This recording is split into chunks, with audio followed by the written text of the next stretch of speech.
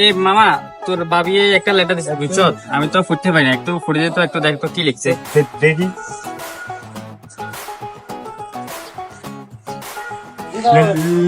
লিখে জান I love you.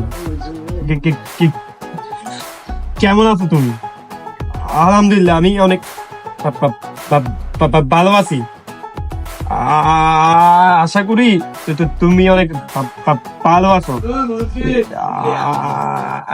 আমি যেটা লাইগা লিখছি ওইটা হলো যে থাক থাক, তোর কাছে আনি আর বলেছে থাক থাক, আই আই পরে আম পরে মামা দাঁড়া কইরা দি, দাঁড়া বেড়া কই যা চান কইরা দি।